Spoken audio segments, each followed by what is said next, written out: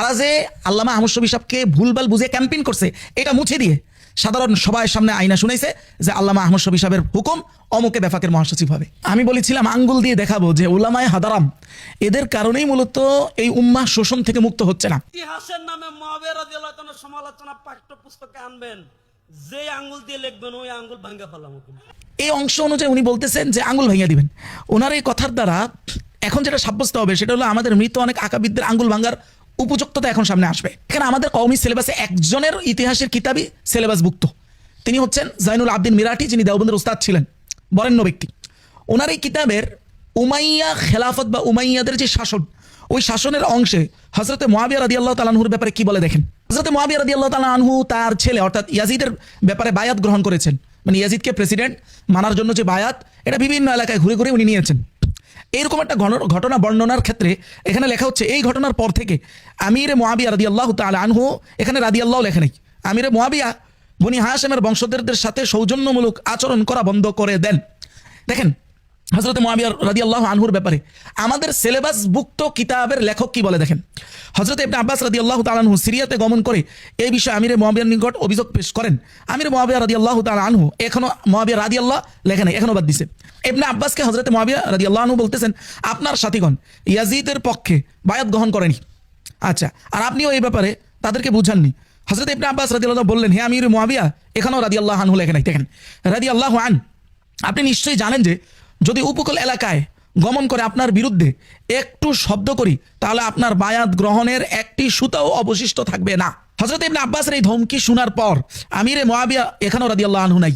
রাদিয়াল্লাহু আনহু ভীত হয়ে বলতে শুরু করেন, হে ইবনে আব্বাস রাদিয়াল্লাহু আনহু, এখানে রাদিয়াল্লাহু আনছে। দেখেন অবস্থা। মাওলানা মওদুদী রাহিমাহুল্লাহ যত জায়গায় হযরত মুআবিয়া রাদিয়াল্লাহু তাআলা আনহুর নাম উল্লেখ করেছেন, ম্যাক্সিমাম জায়গায় রাদিয়াল্লাহু আনহু লিখেছেন। আপনি স্পষ্ট দেখেন যে বাংলাটার মধ্যে কয় জায়গায় রাদিয়াল্লাহু আনহু লিখেছেন এবং উর্দুটা আপনি চেক করেন, সেটাও দেখাবো ইনশাআল্লাহ আগামীতে। ভীত হয়ে বলতে শুরু করলেন যে হে ইবনে আব্বাস রাদিয়াল্লাহু আনহু, আপনি আমার উপর অসন্তুষ্ট হবেন না, আমি আপনার ভাতা প্রদানের আদেশ জারি করে দিচ্ছি। এখন প্রশ্ন হলো, মৃত আকাবিরদের এবার আঙ্গুল ভাঙবেন কিভাবে ভাই? হ্যাঁ, সন্তান হিসেবে তাহলে আপনি নিজেই নিজের আঙ্গুল ভাঙেন। দেখেন আমাদের নির্লজ্জতা দেখেন, এগুলোকে হাইড করে দিয়ে গোপন করে দিয়ে আজকে প্রায় 8টা দশক, মানে প্রায় 80 বছর যাবত আমাদেরকে প্রায় আকীদাগত দিক থেকে শিয়াদের দিকে ঠেলে দেওয়া হয়েছে এবং ইসলামের বহু হাকিকত, দুনিয়ার হাকিকত পুরাটাই আমাদের থেকে গোপন, ইসলামের হাকিকত এই কওমি উলামায়ে কেরাম থেকে গোপন করা হয়েছে। আপনি দেখেন এরপরে একটা বর্ণনা দেখাই একই কিতাবের খেলাফতে উমাইয়ার অংশের। আমিরে মুআবিয়া রাদিয়াল্লাহু তাআলা আনহু ইয়াজিদের পক্ষে বায়াত গ্রহণ করার সিদ্ধান্ত স্থির করেই নিয়েছিলেন। তার রাজ্য শাসনের নীতি ছিল, কে বলতেছেন? আমাদের আকাবির বলতেছেন। তার কার? হযরত মুআবিয়া রাদিয়াল্লাহু আনহু। তিনি প্রচুর উপহার ও উপঢৌকনের দ্বারা আপন পর সকলকে মন জয় করে নিতেন। তিনি এই পন্থা অবলম্বনের মাধ্যমে প্রথমে সিরিয়া ইরাক বাসীদের বায়াত গ্রহণ করে নেন, তারপর 1000 সৈন্যের এক বাহিনী নিয়ে মদিনা অভিমুখে যাত্রা করেন। মদিনায় বসবাসরত সম্মানী বুজুর্গদের মুখ স্বর্ণরৌপ্য দ্বারা বন্ধ করা অসম্ভব ছিল, সুতরাং আমিরে মুআবিয়ার এখানেও রাদিয়াল্লাহু আনহু নেই। মুআবিয়া রাদিয়াল্লাহু আনহু মদিনা আক্রমণের খবর শোনার পর, সুতরাং আমিরে মুআবিয়া রাদিয়াল্লাহু তাআলা আনহুর মদিনা আক্রমণ, চিন্তা করতে পারেন, মদিনা আক্রমণের খবর শোনার পর হযরত ইবনে ওমর এবং আব্দুর রহমান ইবনে আবু বকর ইবনে জুবাইর, ইমাম হুসাইন রাদিয়াল্লাহু, এখানে রাদিয়াল্লাহু আনছে, রাদিয়াল্লাহু আনহু প্রমুখ মক্কা অভিমুখে যাত্রা করেন। এসব বুজুর্গানে ইসলাম মক্কা অভিমুখে যাত্রা করার পর আমিরে মুআবিয়া এখানেও রাদিয়াল্লাহু আনহু নাই, মদিনা বাসীদের উদ্দেশ্যে একটি ভাষণ দেন। ভাষণের শুরুতে ইয়াজিদের গুণাবলী বর্ণনা করেন, তারপর বলেন এমন কতিপয় লোক আছে যারা ইয়াজিদের বিরোধিতা করা থেকে বিরত হবে না। আমি তাদের সতর্ক করে দিতে চাই, যদি তারা তাদের কাজে বহাল থাকে তাহলে আমি তাদের সমূল ধ্বংস করে দিব। এটা আমাদের আকাবিরের লেখা, যিনি একবারের জন্য শুধু বাংলাটার মধ্যেই দেখেন একবারও রাদিয়াল্লাহু আনহু এই শব্দটা পর্যন্ত আনে নাই। আমার আকাবির এটাই লিখেছেন যে হযরত মুআবিয়া রাদিয়াল্লাহু আনহু ওনার মাধ্যমে এই রাজতান্ত্রিক পরিবেশ তৈরি হয়। এই কথাটাই মাওলানা মওদুদী সাহেব বুঝাইতে গিয়ে উনি হয়ে গেলেন আজকে 100 বছরের এক অভিশপ্ত ব্যক্তি। আপনি চিন্তা করতে পারেন এরা কে পরিমাণ পেটের ধান্দায় আমাদেরকে ভুলভাল বুঝিয়ে সিন্ডিকেটের মধ্যে রাখছে। এবং রাজতান্ত্রিক পরিবেশেই একমাত্র মানুষ অন্যকে কেনার প্রবণতা থাকে, মানে কাউকে কিনে ফেলা। ঠিক এখনকার রাষ্ট্রপ্রধানরা কি করে? মিডিয়াগুলো কিনে ফেলে, গুরুত্বপূর্ণ ব্যক্তি যারা হুমকি হতে পারে, সব যত চ্যালেঞ্জিং আছে পার্সন, এদেরকে কিনে ফেলে। এটা খেলাফতের সিস্টেমে এর কোনো স্থানই নাই। এবার আবরার ভাইদের মতো ব্যক্তিরা মাওলানা মওদুদীকে যে অভিশপ্ত বলার আগে নিজের আকাবিরদের নিজের কথা অনুযায়ী আঙ্গুল ভাঙ্গার প্রস্তুতি নিতে হবে কি হবে না বলেন? শুধু তাই না, আপনি একই কিতাবের জাইনুল আবদিন মিরাটির বক্তব্য, যার কিতাব তাকে মুসান্নিফ মেনে আমরা আমাদের পুরা দেওবন্দি সিলেবাসে আছে। আর তার যোগ্য উত্তরসূরি হলো, তার বলতে হযরত মুআবিয়া রাদিয়াল্লাহু আনহু, যোগ্য উত্তরসূরি হলো ইয়াজিদ। ইয়াজিদের নাম শোনা মাত্রই উপস্থিত জনতার মাঝে উত্তেজনা ছড়িয়ে পড়ে। সর্বপ্রথম হযরতে আব্দুর রহমান বিন আউফ রাদিয়াল্লাহু আনহু দাঁড়িয়ে বলেন, হে মারওয়ান, না তুমি সত্য কথা বলছো আর না মুআবিয়া, এখানে রাদিয়াল্লাহু আনহু নাই, মুআবিয়া রাদিয়াল্লাহু তাআলা আনহু সত্য কথা বলছেন। এটা আমার আকাবিরের লেখা। আমার তোমাদের উভয়ের উদ্দেশ্য হলো মোহাম্মদ, দেখেন আমার আকাবির কি লিখতেছে, এটা তো আমার আকাবির বানায় লেখে নাই, এগুলো তো আসলেই একেবারে সাহাবীদের থেকে নিয়ে তাবিঈ আইম্মায়ে মুজতাহিদিন সকলের বর্ণনা। আমার আকাবির তো ভুল করে নাই আসলে, কিন্তু এখন দেখাইতে হচ্ছে এগুলোকে হাইড করে দিয়ে যেই খেলাটা 8 দশক ধরে হাজার হাজার কওমি আলেমকে বোকা বানানো হয়েছে, আমি ওইটা দেখানোর স্বার্থে আজকে এগুলো দেখাইতে হচ্ছে। দেখেন লেখা হচ্ছে যে মুআবিয়া রাদিয়াল্লাহু তাআলা রাদিয়াতুল্লাহ, এখানে আমি বললাম আর কি সত্য না, উনি সত্য কথা বলছেন। তোমাদের উভয়ের উদ্দেশ্য হলো মুহাম্মদুর রাসূলুল্লাহর উম্মত থেকে খলিফা মনোনীত করার অধিকার ছিনিয়ে নেওয়া এবং খেলাফতকে রাজতন্ত্রে রূপান্তর করে দেওয়া। তাহলে দেখেন এইটা সৈয়দ আবুল আলা মওদুদী ছাড়াও, সৈয়দ আবুল আলা মওদুদী রাহিমাহুল্লাহ ছাড়াও আমার নিজের ঘরের লোক তার চাইতে জঘন্যভাবে লিখছে। তারা কেউ অভিশপ্ত হইল না, তারা হয়ে গেল জামানার সব মুজাদ্দিদ।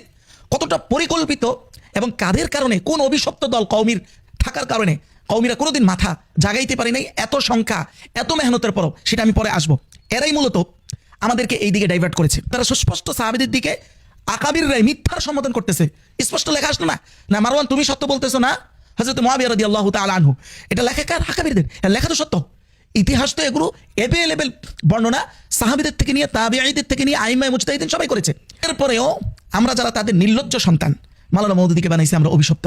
শুধু তাই না, একই কিতাবের আরেকটা লেখার কাটিং দেখাই, দেখেন আহনাব বিন কায়েস বলেন, হে আমিরুল মুমিনিন, এটা হচ্ছে হযরত মুআবিয়া রাদিয়াল্লাহু তাআলা আনহুকে সম্বোধন করে বলা হচ্ছে, ভীষণ জটিল ব্যাপার। যদি আমরা সত্য কথা বলি তাহলে তা আপনার ভয়, মানে আপনার ভয় আমরা সত্যটা বলতে পারতেছি না। আর যদি আমরা মিথ্যা বলি তাহলে আল্লাহর ভয়। আপনি যদি ইয়াজিদ এর দৈনন্দিন কার্যাবলী ও তার প্রকাশ্য অপ্রকাশ্য সব বিষয় সম্পর্কে বিশেষভাবে অবগত আছেন। আমার আকাবিরদের বর্ণনায় আমি গতকালকেই এই ধরনের ইয়াগুলো দেখাইছি, এখানেও বোঝানো হচ্ছে যে হযরতে মুআবিয়া রাদিয়াল্লাহু তাআলা আনহুর ভয়ে অনেকে সত্যটাও বলতে পারেননি। এটা আমার আকাবিরের লেখা। এবং গতকালকে আরেকটা বর্ণনা থেকে আমরা স্পষ্ট এটা দেখাইছিও যে যেখানে আমার আকাবিররা লিখতেছেন যে হযরতে মুআবিয়া রাদিয়াল্লাহু তাআলা আনহু ঘুষ দিয়ে, মানে টাকার বিনিময়ে একজনের ঈমান কিনতে চাইছেন, এটা আমার আকাবিরদের লেখা। শুধু তাই না, এটাও তো দেখাইছি আমার আকাবিররা তো হযরতে মুআবিয়া রাদিয়াল্লাহু তাআলা আনহু একজন স্বাচ্ছন্দ্যে নিজের ইচ্ছায় ইসলামের ভালোবাসা ইসলাম গ্রহণ করছে, এটাও স্বীকার করে নাই। দেখেন স্পষ্ট আমি কার্ড দেখাই দিচ্ছি, গতকালকেও দেখাইছিলাম, তিনি বাধ্য হয়ে ইসলামের গণ্ডিতে প্রবেশ করেছেন। একজন সাহাবীর বক্তব্য এইভাবে তুলে ধরা হয়েছে, এই কথাটা তো আমার আকাবিরের না, এটা তো মূলত একজন সাহাবীর বক্তব্য, যিনি বলেছেন এখন মুআবিয়া রাদিয়াল্লাহু তাআলা বিরোধিতার পতাকা সমুন্নত রেখেছেন, অথচ তিনি প্রাথমিক কালে অগ্রদলের মধ্যে গণ্য নন। 2 নাম্বার, তিনি নিজ জীবনে ইসলামের কোনো নিষ্ঠাপূর্ণ সেবাও করেননি। এটি সাহাবীদের বর্ণনা, আমাদের আকাবিরদের কলমে। আপনি দেখেন তিনি তার পিতা ও তার পরিবার সর্বদা, এখানে তার পরিবারের কথাই বলা হচ্ছে, আল্লাহ তার রাসূলের এবং মুসলমানদের শত্রু ছিল, তিনি বাধ্য হয়ে ইসলামের গণ্ডিতে প্রবেশ করেছেন। তাহলে বোঝা গেল যে দীর্ঘ 8 দশক যাবৎ মাওলানা মওদুদীর বিরুদ্ধে সকল প্রপাগান্ডা, তাকে অভিশপ্ত বানানোর সকল চেষ্টাগুলো কংগ্রেসপন্থী এই অভিশপ্ত, এটা কি বলা ঠিক হবে বলেন? আচ্ছা, এটা বলা ঠিক হবে কি না হবে এটা আপনাদের হাতে ছেড়ে দিলাম। আমি অভিশপ্ত শব্দ ছাড়াই বলছি, এই কংগ্রেসপন্থী জমিয়তের মাধ্যমে পরিচালিত হয়েছে টোটাল এই টোটাল আকীদাগত প্রপাগান্ডা, একেবারে টোটাল সাবজেক্টটা। আপনাদের প্রশ্ন তো এটা হতে পারে যে এই সকল বর্ণনা যদি আমাদের আকাবিরদের কিতাবে থাকেই তাহলে কওমি মাদ্রাসার ছাত্ররা কি এগুলো জানে না? প্রশ্নের উত্তর হলো যে না, জানে না। এখন আবার প্রশ্ন আসবে কেন? এখানে একটা ভয়ঙ্কর পরিকল্পিত ফাঁদের কথা এখন আমি বলবো আপনাদেরকে। দেখেন, যেই 2 সাবজেক্টে মাওলানা মওদুদী সাহেবকে তারা অভিশপ্ত বানিয়েছে, ঠিক নির্দিষ্ট ওই 2টা সাবজেক্টই কওমি মাদ্রাসায় একেবারেই বলতে গেলে পড়ানো হয় না। সেই 2 সাবজেক্ট কি? ইতিহাস ও আকীদা। দেখেন, মৌলিকভাবে মাওলানা মওদুদী সাহেবের বিরুদ্ধে সিংহভাগ, সব না হলেও সিংহভাগ অভিযোগ হলো ইতিহাস কেন্দ্রিক এবং আকীদা কেন্দ্রিক। কওমি মাদ্রাসায় ইতিহাসে শুধুমাত্র এই যেই লেখকের লেখা এতক্ষণ দেখাইলাম, মাওলানা জৈনুল আবদিন, ওনার শুধু খেলাফতের রাশেদা মানে হলো আবু বকর, হযরত ওমর, উসমান, আলী, এই 4 জনের যে ইতিহাসটা, এই ইতিহাসটাই কওমি মাদ্রাসার সিলেবাসে পড়ানো হয়। আর এতক্ষণ যে লেখাগুলো দেখাইলাম এটা হলো উমাইয়া শাসনের অংশে, অর্থাৎ 2য় খণ্ডে। এই 2য় খণ্ডটা কখনোই কওমি মাদ্রাসায় পড়ানো হয়েছে কিনা আমরা জানি না, পড়ানো হয় না। 2 নম্বর হলো আকীদা। যতগুলো আকীদার শিরোনাম নিয়ে মাওলানা মওদুদী সাহেবের সাথে বিরোধিতা আছে, সবগুলোর অংশ আমাদের ছাত্ররা দাওরা হাদিস অর্থাৎ মাস্টার্স পর্যন্ত, আলেম হওয়া পর্যন্ত কখনো কোনো দিনই তারা এগুলো ক্লাসে পড়ার কোনো সুযোগ পায় না। এখন যদি আমি বলি এই সিলেবাসটা একটা বিদেশিদেরই ডিজাইন করা, হ্যাঁ আমি যদি বলি একটা ডিজাইন করা ধোকার অংশ, তাহলে আমার এই ব্যাপারে আপনার মতামত কি হবে? দেখেন, এই সিলেবাস এমনভাবে সাজানো যে গত 150 বছরে শুধু এই সিলেবাস শুধুমাত্র এই সিলেবাসের উপরে ভিত্তি করে অন্য কোনো লাইনে পড়ে নাই এমন কোনো ব্যক্তি সমাজ পরিচালক পর্যায়ে আসতেই পারে নাই কোনোদিন। যেমন আপনি দেখেন চরমনাই হুজুর নিজেও কিছুদিন আগে কথা বলছে, আপনারা এটা নেটে সার্চ দিলেই পাবেন ওনাদের শিক্ষাগত যোগ্যতা নিয়ে ওনারা কিভাবে চাপা ছাড়তেছে। ওনারা বলতেছে যে আমরা সরকারি মাদ্রাসায় পরীক্ষা দিছি এই কারণে যেহেতু আমরা রাজনীতি করি, গ্রহণযোগ্যতার সর্বোচ্চটা পাওয়ার জন্য আমরা শুধু কওমি পড়ার মধ্যে সীমাবদ্ধ থাকতে পারিনি। অথচ এই লোকগুলোই হাজার হাজার ছেলেকে শুধুমাত্র কওমি সিলেবাসের উপরে রেখে শুধু সিলেবাসটা পড়িয়ে আপনার জীবনের অর্ধেকের বেশি সময় শেষ করে দিচ্ছে। তার মানে কি আমি বলবো এরা জানে যে ফলাফলে কখনোই শুধু এই সিলেবাস পড়ে কেউ পূর্ণাঙ্গ রূপে নেতা হতে পারবে না, আর যদি নেতা হওয়ার চেষ্টাও করে পূর্ণাঙ্গ রূপে সর্বশেষ ফলাফল হবে ব্যর্থতা। এরা এটা জানে। আপনি মামুনুল হক সাহেব বলেন, আরো যারা বলেন, প্রত্যেকে কমি সিলেবাসের বাইরে পড়াশোনা আছে। তাহলে এরা কি এটা জেনে শুনে এই ছাত্রগুলোকে অযোগ্য করে তৈরি করতেছে, যাতে করে সবসময় বাধ্য হয়ে এরা এদের কথা মেনে চলে, এরা এদের নেতৃত্ব মেনে চলে এবং এরা এদের মুরিদ হিসাবে সারা জীবন নিজেদেরকে বোকার স্বর্গের উপর দিয়ে পরিচালিত করে নিতে পারে। আমি যদি প্রশ্নটা করি, এটা কি অযৌক্তিক প্রশ্ন হবে? এটা তো তাহলে হয়ে গেল একটা ফেরাউনি স্টাইলে আমরা কওমির সাধারণ ছাত্র জনতা ধোকার শিকার হলাম। কিভাবে? আসেন সূরা কসস এর 4 নম্বর আয়াতে আল্লাহ তাআলা ফেরাউনের ব্যাপারে বলতেছেন, ইন্না ফিরআউনা আলা ফিল আরদ ওয়া জাআলা আহলাহা শিয়া। তার একটা সিস্টেম ছিল, আজকের বিদেশিদের যে সিস্টেমটা, ডিভাইড এন্ড রুল। লোকদেরকে দলে দলে ফেরাউন বিভক্ত করত যাতে তাদের শক্তি কেন্দ্রীভূত না হতে পারে, বিচ্ছিন্ন হয়ে যায় আর তার শাসনটা সহজ হয়। এবং সে যে বিভক্ত করতো, এটার পিছনে তার কোন টুলসটাকে ব্যবহার করতো, টুলস হিসাবে ব্যবহার করতে হলো মানুষকে সঠিকটা বাস্তবতা জানতে দিত না। বাস্তবতা জানলে তো খুব কাছাকাছি চলে আসবে। আপনি দেখেন এই গত 80 বছরে ওলামাই দেওবন্দের এই গ্রুপটা, জমিয়ত কেন্দ্রিক গ্রুপটা ওলামাই দেওবন্দকে, সাধারণ ছাত্র শিক্ষকদেরকে কখনোই এগুলোর বাস্তবতা জানতে দেয় না। কেন? জানলেই তো দ্রুত এই জামায়াত এবং আমাদের যে কওমি এদের যে কাছাকাছি হয়ে যাবে, ঐক্যের দিকে চলে যাবে। এটাকে তারা এতটাই ভয় পায়, যতটা না তারা ভয় পায় যদি ইয়াহুদিরা পুরা পৃথিবী দখল করে নেয়, ওটাকেও তারা এত ভয় পায় না। শুধু জামায়াতের সাথে যদি কওমির একটা ভালো সম্পর্ক হয়ে যায়, উম্মাহের এক অংশ আরেক অংশের সাথে যদি ভালো সম্পর্ক হয়ে যায়, এটাকে তারা যত ভয় পায়। শুধু মাওলানা মওদুদির বিরুদ্ধে পক্ষে আপনাকে কিচ্ছু বলতে হবে না। শুধু জয়নুল আবদিন সাহেব যে ইতিহাসের কিতাব লিখছে, এটার যে একটা অংশ কওমিতে পড়ানো হয় আর বাকিগুলো পড়ানো হয় না। ওনার পুরা কিতাবটা ইতিহাসের আপনি কওমি সিলেবাসে পড়ান, আর আকিদার যে কিতাবটা অলরেডি এখন আছে ওটাই আপনি আন্তঃপ্রান্ত পুরাটা পড়ান। দেখবেন আগামী 10 বছরের মধ্যে মাওলানা মওদুদি হিসাবে নামও নিতে হবে না। শুধু কওমিদের অলরেডি এখন সিলেবাসভুক্ত কিতাবটা আংশিক না পড়ে পুরাটা শুধু পড়াই দেন। 10 বছরের মধ্যে আমি চ্যালেঞ্জ করলাম 60 থেকে 70% কওমির ছেলেরা জামায়াত বিদ্বেষ থেকে, মাওলানা মওদুদির বিদ্বেষ থেকে লাজিমান বের হয়ে যাবে। এটা তারা জানে। তাহলে তারা পরিকল্পিতভাবে ফেরাউনি স্টাইলে আমাদেরকে বিভক্ত করে রেখেছে। কথাগুলো যে যৌক্তিক, এটার আরো একটা শক্তিশালী ভয়ঙ্কর এভিডেন্স দিই। দেখেন, এরা তো বলে যে সমালোচনা, তাহলে এই সাহাবাই কেরাম এবং এই ধরনের মুহাদ্দিসিনে কেরাম এরা সবাইকে হযরত মুআবিয়ার সমালোচনাকারী। আসেন একটা হাদিস দেখাই। আবু দাউদ এই হাদিসটা এনেছেন 4131 নম্বর হাদিস হিসেবে। একই হাদিস ইমাম তাবরানী তাখরিজ করেছেন তার কিতাবে 20 নম্বর খণ্ড 269 নম্বর পৃষ্ঠায়। ইবনে আসাকির তারিখে দিমাশকের মধ্যে এই হাদিসটা এনেছেন 9654 নম্বর হাদিস হিসেবে। একই হাদিস ইমাম নাসাই তার কিতাবে 4255 নম্বর হাদিস হিসেবে এনেছেন। মুসনাদ আহমদের লেখক ইমাম আহমদ ইবনে হাম্বল তিনি 17185 নম্বর হাদিস হিসেবে এনেছেন। এটা রাওয়ী হলেন হযরত মিকদাম রাদিয়াল্লাহু আনহু। উনি হযরতে মুআবিয়া রাদিয়াল্লাহু তাআলা আনহু ওনার কাছে গমন করেন, ওনার বাড়িতে যান। যাওয়ার পরে প্রথমে উনি বলেন, হে আমিরে মুআবিয়া রাদিয়াল্লাহু আন, আপনাকে এমন কিছু কথা বলবো যে এটা আপনাকে রাগান্বিত করবে। ওয়া উসমিউ কামা তাকরা, এমন কিছু কথা আপনাকে আজকে শোনাইতে চাই যেগুলো আপনার পছন্দ হবে না। এরপরে উনি বলেন যে দেখেন, আমি যে কথাগুলো এখন বলবো এগুলো সত্য হয় তাহলে আপনি স্বীকার করে নেবেন যে আমি সত্য বলছি, আর যদি মিথ্যা হয় তাহলে আপনি আমার সামনেই বলবেন যে আমি এগুলো মিথ্যা বলছি। এবার কথাগুলো কি? উনি জিজ্ঞাসা করতেছেন হযরত মুআবিয়া রাদিয়াল্লাহু আনহুকে, তাআলাম, আপনি কি জানেন যে আন্না রাসূলুল্লাহ সাল্লাল্লাহু আলাইহি ওয়াসাল্লাম নাহা আন লুবসি যাহাব, পুরুষদের জন্য স্বর্ণ পরিধান করা এটা যে রাসূল হারাম করেছেন, নিষেধ করেছেন, এটা কি আপনি জানেন? উনি বলেন না। উনি বললেন হ্যাঁ এটা জানি। আচ্ছা ঠিক আছে, যদি এটা জানেন তাহলে এটা বলেন, হাল সামিআতা রাসূলুল্লাহ সাল্লাল্লাহু আলাইহি ওয়াসাল্লাম ইয়ানহা আন লুবসিল হারির, আপনি কি রাসূল থেকে এটা শুনেন নাই যে তিনি পুরুষের জন্য রেশমি কাপড় পরিধান হারাম করেছেন, নিষিদ্ধ করেছেন? হযরত মুআবিয়া রাদিয়াল্লাহু আনহু উনি বললেন যে হ্যাঁ আমি এটাও জানি। এবার উনি তৃতীয় প্রশ্নটা ছড়িয়ে দিলেন, বলেন হাল তাআলাম, আপনি কি এটা জানেন যে আন্না রাসূলুল্লাহ সাল্লাল্লাহু আলাইহি ওয়াসাল্লাম নাহা আন লুবসি জুলুদিস সিবা ওয়ার রুকুব আলাইহা, আপনি কি এটা জানেন না যে রাসূলুল্লাহ হিংস্র প্রাণী যেমন বাঘ বা এই জাতীয় এগুলোর চামড়া দিয়ে বানানো পোশাক পরিধান করতে নিষেধ করেছেন, এটা কি জানেন না? হযরত মুআবিয়া রাদিয়াল্লাহু আনহু বললেন হ্যাঁ আমি এটাও জানি। তখন তিনি একবারে দৃঢ় কনফিডেন্সের সাথে সাহাবী বলতেছেন, ফাওয়াল্লাহি, আল্লাহর কসম, লাকাদ রাআইতু, আমি তো দেখতেছি, নিশ্চয়ই আমি দেখতেছি, হাযা কুল্লাহু ফি বাইতিক, এর প্রত্যেকটাই, এই নিষিদ্ধ বস্তুর প্রত্যেকটা আপনার বাড়িতে। ইয়া মুআবিয়া রাদিয়াল্লাহু আনহু, হে হযরত মুআবিয়া রাদিয়াল্লাহু আনহু, তখন ফাকালা মুআবিয়া, হযরতে মুআবিয়া রাদিয়াল্লাহু আনহু তিনি উত্তরে বলতেছেন, কদ আলিমতু, আমি এটা জানতাম যে আন্নী লান আনজুয়া মিনকা ইয়া মিকদাম, আমি জানতাম যে আজকে আপনার থেকে আমি বাঁচতে পারবো না। এগুলোকে কোনো ব্যাখ্যা না দিয়ে এক ধরনের স্বীকার করে নিলেন। এখন বলেন তো এই সকল মুহাদ্দিসিনে কেরাম কি হযরতে মুআবিয়া রাদিয়াল্লাহু আনহু এর সমালোচনাকারী?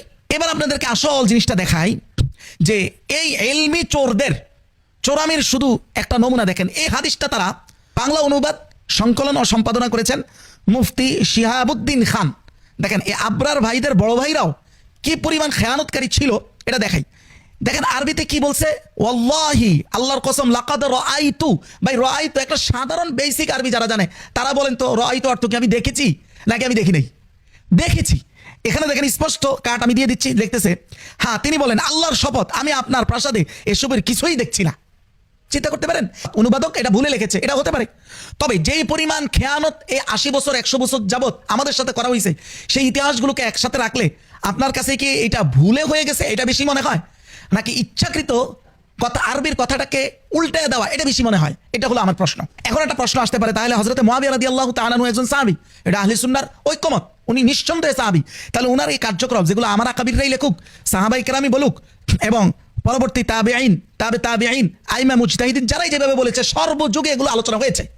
এই জামানায় আয়েশা তারা ফাঁদ পেতেছে উদ্দেশ্য প্রণোদিতভাবে। তবে এখন প্রশ্ন হলো হযরতে মুআবিয়া রাদিয়াল্লাহু তাআলা আনহুকে ওনার ব্যাপারে আমরা কি ধারণা রাখবো? জি, এইটার ব্যাপারে সর্বসম্মত মতামত হলো হযরতে মুআবিয়া বা যে কোনো সাহাবীর যে কোনো ভুল সিদ্ধান্ত এগুলোকে বলা হয় ইজতিহাদি খাতা। এটাকে বুঝেন ইজতিহাদি খাতাটা কি? একজন গবেষক তার সিদ্ধান্তগত কোনো ভুল যদি তিনি গবেষণার মধ্যে করে ফেলেন, সেটা যে কোনো আইমায়ে মুজতাহিদিনদের মধ্যে যে কোনো ইমাম হোক বা সাহাবী তাবেঈন যেই হোক, এই ক্ষেত্রে সহিহ মুসলিমে রাসূলুল্লাহ স্পষ্ট বলেন গবেষক যদি গবেষণায় সিদ্ধান্ত দিতে গিয়ে কোনো ভুল সিদ্ধান্তে উপনীত হয়ে যান তাহলে সে গুনাহগার হবে না, সে এটার জন্য তাও একটা সওয়াব পাবে। সঠিক সিদ্ধান্ত দিতে পারলে 2টা সওয়াব পাবে।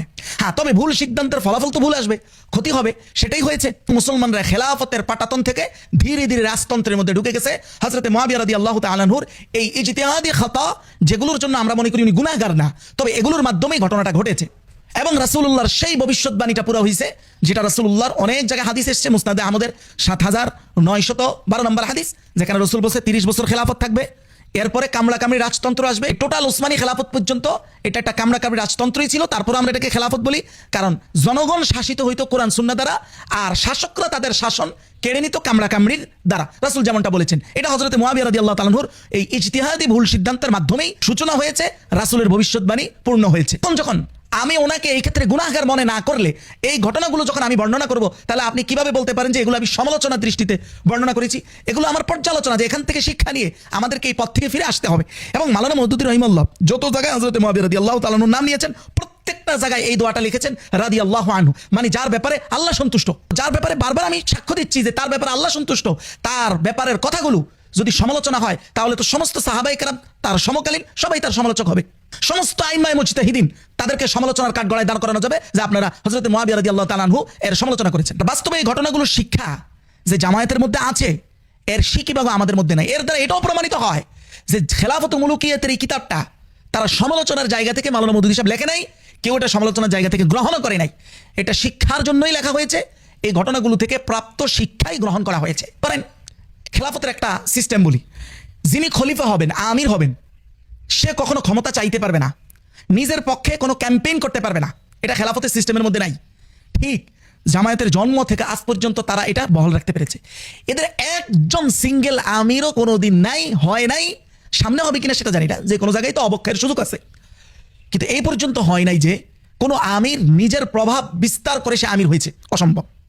এটা খেলাফতে যেভাবে অসম্ভব ছিল, জামায়াত ইসলামের অভ্যন্তরীণ আমির নির্ধারণের মধ্যে গত 80 বছর এটা ঠিক এইভাবে অসম্ভব হিসেবে দেখা হয়েছে। অথবা এমন কেউ নাই যে দলের জন্য অনেক বেশি ত্যাগ করেছে, অথবা সিনিয়র।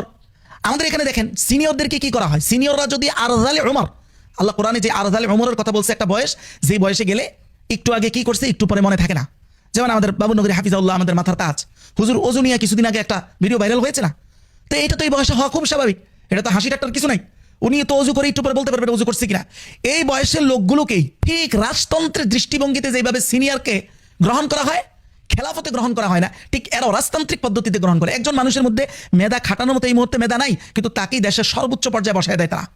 এটা সম্পূর্ণ তাদের রাজতান্ত্রিক ধ্যান ধারণা। কারণ এই ঘটনাগুলো থেকে তারা সমালোচনা বলে বলে, যেগুলো সমালোচনা, এগুলো সমালোচনা, এর থেকে প্রাপ্ত শিক্ষা এদের জীবনে কোনোদিন আসেই নাই। আমি আমাদের একটা মাদ্রাসার ঘটনাই বলি, মাদ্রাসার নাম গোপন রেখে। গত সময়ে, হাসিনার সময়ে বেফাকের মহাসচিব নির্ধারণের ক্ষেত্রে কি ঘটনা ঘটেছে কাউন্সিলে, সেটা আমি খুব কাছ থেকে দেখেছি। এখানে প্রথম বলা হয়েছে ভোটাভুটি হবে, শেষ পর্যন্ত ভোটাভুটিও ঠিকভাবে হয় নাই। দলীয় প্রভাব খাটিয়ে, ব্যক্তিগত প্রভাব খাটিয়ে আল্লামা আহমদ শফী সাহেবকে সম্ভবত এটা বোঝানো হয়েছিল, সম্ভবত, যে হুজুর সবাই তো অমকের কথা বলে, এটা রুমের মধ্যে, সবাই সামনে না, ব্যক্তিগত মেহমান খানায়। তখন উনি তো এই যে বয়সে আছে, এই বয়সে তো এত বিবেচনার শক্তি ওনার ছিল না। তা আল্লামা আহমদ শফী সাহেব বলছে ঠিক আছে তাহলে অমুকই হোক। পরে এই প্রথম কথাটা কাট করে দিয়ে, মানে তারা যে আল্লামা আহমদ শফী সাহেবকে ভুলভাল বুঝে ক্যাম্পেইন করছে, এটা মুছে দিয়ে সাধারণ সবার সামনে আয়না শুনাইছে যে আল্লামা আহমদ শফী সাহেবের হুকুম অমুকে বেফাকের মহাসচিব হবে। বেশিরভাগ আর কোনো কথা বলার সুযোগ পাই নাই, যেখানে হুজুরের হুকুম দিয়ে ফেলছে। অথচ হুজুর যে হুকুম দিছে নাকি এটা সিস্টেমে দেওয়াইছে, এটা স্পষ্ট হয় নাই। তারপরে আমি নিজের চোখে দেখছি সেখানে বাংলাদেশের অনেক, পুরা বাংলাদেশের মুহতামিমরা তো উপস্থিত ছিল। এরা অনেকে দাঁড়ায় এটা প্রতিবাদ করার চেষ্টা করা হয়েছে, কারো কথা শোনা হয় নাই, যেটা আমি চোখে দেখেছি। এই হলো মুখে মুখে খেলাফত, বাস্তবে এরা সব পীরতান্ত্রিক, রাজতান্ত্রিক, নোংরা মানসিকতার উপরে লালিত। এবং শেষ পর্যন্ত ওই কাউন্সিলের ঘটনা, এমন একটা নোংরা ঘটনা পর্যন্ত আছে, এক মুহতামিমকে কোনো এক মাদ্রাসার, কোন মাদ্রাসার এটা আমার মনে নেই, গাড়ি নিয়ে আসছে, ড্রাইভার সহ আসছে। তো বিরিয়ানির প্যাকেট, সম্ভবত বিরিয়ানি ছিল, ওই মোহতামিমকে একটা প্যাকেট দিছে। ওই মোহতামিম বলছে আমার ড্রাইভার আছে, ড্রাইভারের জন্য আরেকটা প্যাকেট চাই, দেয়া হয় নাই। না দেয়াতে উনি খুব ক্ষুব্ধ হয়ে, রাগান্বিত হয়ে ফিরে যান। এরপরে যেটা ঘটনা ঘটছে, সব মানুষ চলে যাওয়ার পরে দেখা গেছে একটা রুমের প্রায় অর্ধেক টাল দেওয়া, এখন পর্যন্ত বিরিয়ানির সব প্যাকেট বাকি। এখন এগুলো খাবে কি? পুরা মাদ্রাসায় এই সবাই খায়াও এটা সামাল দেওয়া সম্ভব নয়। তারপরে স্থানীয় এলাকার বিভিন্ন অলিতে গলিতে গিয়ে এই বিরিয়ানির প্যাকেটগুলো বিলি করা হয়েছে। তাহলে যারা নিজ ভাইদেরকে একটা বিরিয়ানির প্যাকেট সরবরাহ করার ক্ষেত্রে যোগ্যতা রাখে না, এরা পুরা জনগণের সম্পদের উপরে যখন বসবে, তাহলে এই সম্পদ সঠিকভাবে বন্টনের ক্ষেত্রে কতটুকু যোগ্য, প্রশ্ন আপনার কাছে। জন্য এদের কাছে মদিনার কথিত সনদের অর্থ হলো মাওলানা আব্দুল মালিক হাফিজাহুল্লাহকে অটো প্রেসিডেন্ট বানিয়ে দেওয়া। তাই না? আচ্ছা বলেন তো, পিনাকি ভট্টাচার্য কিছুদিন আগে গ্যাস এবং বিদ্যুতের সংকট নিয়ে একাডেমিক, মানে দুনিয়াবি একাডেমিক, তথ্যবহুল, তাত্ত্বিক সমাধান দিছে। তাহলে আমাদের আব্দুল মালিক হাফিজাহুল্লাহ তো কিছুদিন আগে হাহাকার করে বলেছিলেন যে জাতীয় বিষয়ে, জাতীয় মসজিদ থেকে সমাধান কেউ নিতে আসে না। আপনি দেন এখন আপনার জাতীয় মসজিদের সমাধান, তো সারা বাংলাদেশ শুনে, ভিডিও রেকর্ডের মাধ্যমে আপনি দেন দেখি যে গ্যাস এবং বিদ্যুৎ কিভাবে সমাধান করবে, দেন দেখি। তারা যেই দুনিয়া সম্পর্কে জ্ঞান রাখে না, কিন্তু ওই দুনিয়ার প্রেসিডেন্ট হওয়ার জন্য খায়েশ রাখে। আগামী এপিসোডে আমরা একদম আঙ্গুল দিয়ে দেখাবো যারা আমাদের মাথার তাজ, যারা সম্মানিত, আমাদের আব্দুল মালিক হাফিজাহুল্লাহর মতো, তাদের কথা বাদ, কিন্তু অধিকাংশই এরা ওলামায়ে হাদারাম। এই ওলামায়ে হাদারামগুলোর কারণেই উম্মাহ শোষণ থেকে কোনো মুক্তি পাচ্ছে না। এটা চোখে আঙ্গুল দিয়ে দেখাবো ইনশাআল্লাহ।